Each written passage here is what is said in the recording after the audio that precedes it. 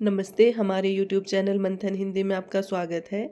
जैसा कि आप जानते हैं, हमारे चैनल के द्वारा HPRC DGT आर्ट्स कमीशन 2025-26 के लिए फ्री ऑनलाइन क्लासेस प्रोवाइड कराई जा रही है। यदि आप भी अपनी तैयारी को बेहतर बनाना चाहते हैं तो हमारे चैनल से जुड़ने के लिए चैनल को लाइक, शेयर और सब्सक्राइब अवश्य करें। आज की क्लास में हम लोक प्रशासन के इम्पॉर्टेंट MCQs करेंगे। ये MCQs public policy, social welfare administration, public service delivery, grievance redressal से रिलेटेड रहेंगे। आज की क्लास आपकी आने वाली परीक्षा के लिए काफ़ी महत्वपूर्ण है, इसलिए वीडियो में अंत तक बने रहे। प्रत्येक प्रश्न को मॉक टेस्ट की तरह सॉल्व करना है ताकि आप अपनी तैयारी को और ज़्यादा बेहतर बना सकें। आइए शुरुआत करते हैं पहले प्रश्न से। पब्लिक पॉलिसी, लोक नीति से संबंधित प्रश्न। प्रश्न संख्या 201, लोक नीति किसका परिणाम होती है? ऑप्शन ए केवल न्यायपालिका, ऑप्शन बी सरकार के निर्णय, option C media, option D लोकसभा अध्यक्ष।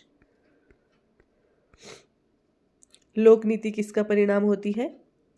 इसका सही उत्तर होगा ऑप्शन बी सरकार के निर्णय।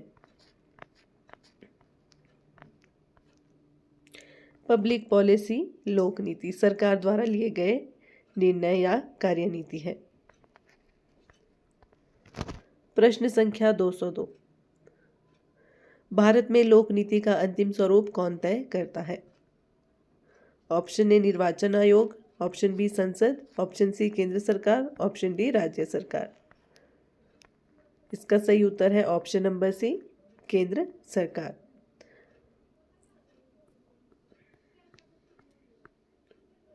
व्याख्या, नीतियां मंत्रालयों और कैबिनेट द्वारा स्वीकृत होती हैं। प्रश्न संख्या 203, नीति निर्माण प्रक्रिया का पहला चरण क्या है? ऑप्शन ए एजेंडा बनाना, ऑप्शन बी कार्यान्वयन, ऑप्शन सी मूल्यांकन, ऑप्शन डी प्रतिक्रिया। नीति निर्माण प्रक्रिया का पहला चरण क्या है? ऑप्शन ए इसका सही उत्तर होगा एजेंडा बनाना। व्याख्या, पॉलिसी साइकिल में सबसे पहले समस्या पहचान एजेंडा सेटिंग होती है।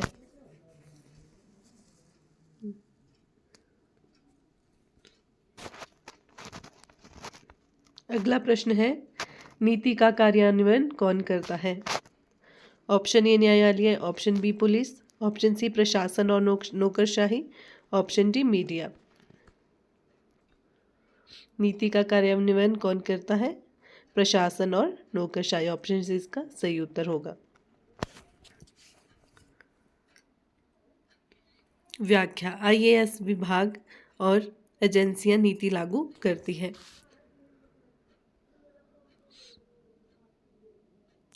प्रश्न संख्या 205, नीति निर्माण में सबसे प्रमुख भूमिका किसकी होती है? Option A CEO, option B civil society, option C cabinet, option D शिक्षक। इसका सही उत्तर होगा ऑप्शन सी कैबिनेट। नीति निर्माण में सबसे प्रमुख भूमिका किसकी होती है? कैबिनेट की।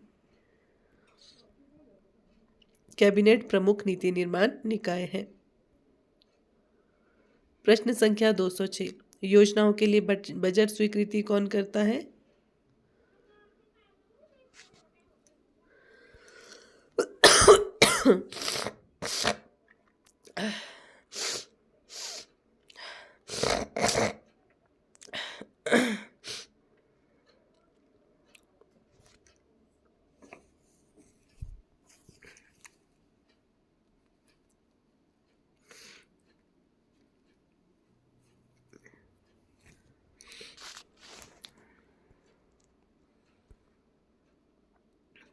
ऑप्शन ए संसद, ऑप्शन बी राष्ट्रपति, option C NITI Aayog, option D NHRC। योजनाओं के लिए बजट स्वीकृति कौन करता है? संसद। ऑप्शन ए इसका सही उत्तर होगा। बजट संसद की स्वीकृति के बाद लागू होता है।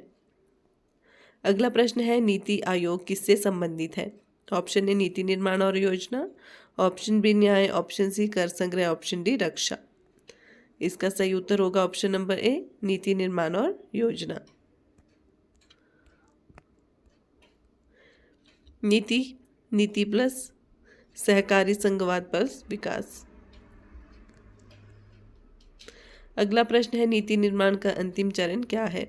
ऑप्शन ए मूल्यांकन, ऑप्शन बी समस्या पहचान, ऑप्शन सी औपचारिक स्वीकृति, ऑप्शन डी विश्लेषण। नीति निर्माण का अंतिम चरण क्या है? इसका उत्तर है ऑप्शन ए। क्या है? विश्लेषण, मूल्यांकन। इवैल्यूएशन से नीति की सफलता असफलता मापी जाती है।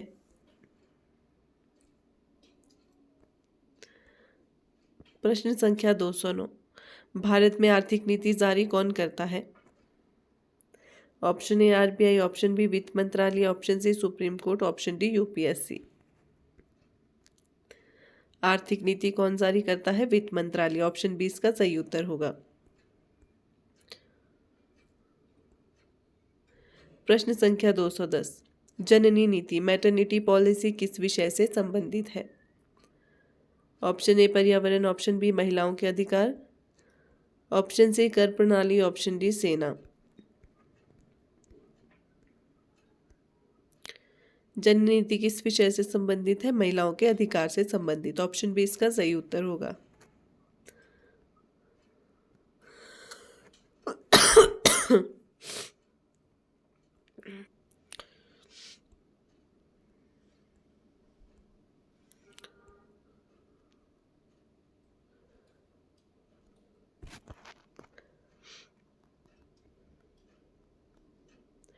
अगला टॉपिक है सोशल वेलफेयर एडमिनिस्ट्रेशन, सामाजिक कल्याण प्रशासन।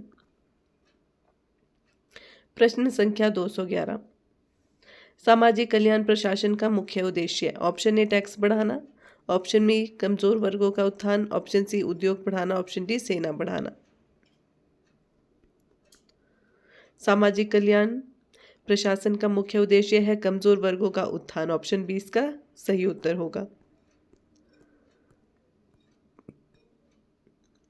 प्रश्न संख्या 212, बाल कल्याण किसका विभाग है? ऑप्शन ए औद्योगिक नीति, ऑप्शन बी सामाजिक नीति, ऑप्शन सी व्यापार नीति, ऑप्शन डी अंतर्राष्ट्रीय नीति। बाल कल्याण किसका विभाग है? सामाजिक नीति का। ऑप्शन बी इसका सही उत्तर होगा। अगला प्रश्न है सामाजिक सुरक्षा का एक उदाहरण है। Option A railway ticket, option B pension, option C GST, option D चुनाव। सामाजिक सुरक्षा का एक उदाहरण है ऑप्शन नंबर बी पेंशन।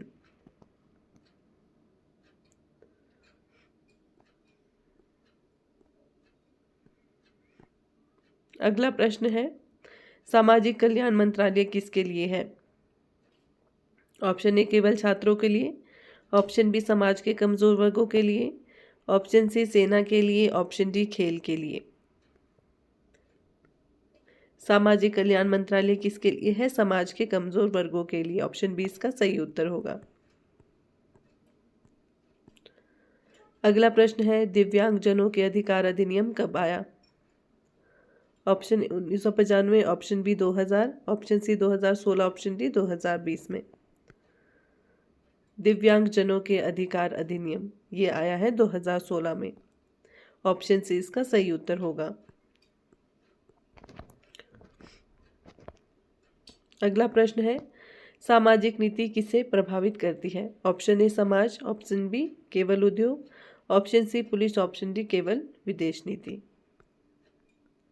सामाजिक नीति किसे प्रभावित करेगी? समाज को। ऑप्शन ए इसका सही उत्तर होगा। प्रश्न संख्या 217, सामाजिक कल्याण कार्यक्रमों को लागू कौन करता है? Option A media, option B NGO और सरकारी विभाग, ऑप्शन सी विधायक अकेले, ऑप्शन डी आरबीआई। सामाजिक कल्याण कार्यक्रमों को लागू कौन करता है? ऑप्शन बी इसका सही उत्तर होगा एनजीओ और सरकारी विभाग। अगला प्रश्न है सामाजिक न्याय संविधान में किस प्रकार वर्णित है? ऑप्शन ए मौलिक अधिकार, ऑप्शन बी प्रस्तावना, ऑप्शन सी कर नीति, ऑप्शन डी विदेश नीति। सामाजिक न्याय संविधान में किस प्रकार वर्णित है? ऑप्शन नंबर बी प्रस्तावना में वर्णित है। ठीक है, ऑप्शन बी इसका सही उत्तर होगा। प्रश्न संख्या 219। सामाजिक कल्याण योजना का मूल्यांकन क्या करता है? ऑप्शन ए सफलता असफलता मापता है, ऑप्शन बी योजना रोक देता है, ऑप्शन सी नया कानून बनाता है, ऑप्शन डी टैक्स बढ़ाता है।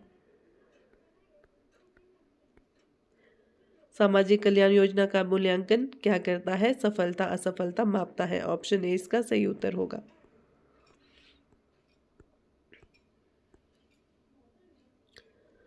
प्रश्न संख्या 220। वृद्धजन पेंशन किसका भाग है? ऑप्शन ए सामाजिक सुरक्षा, ऑप्शन बी औद्योगिक नीति, ऑप्शन सी रक्षा नीति, ऑप्शन डी शिक्षा नीति। वृद्धजन पेंशन किसका भाग है? सामाजिक सुरक्षा का। ऑप्शन ए इसका सही उत्तर होगा।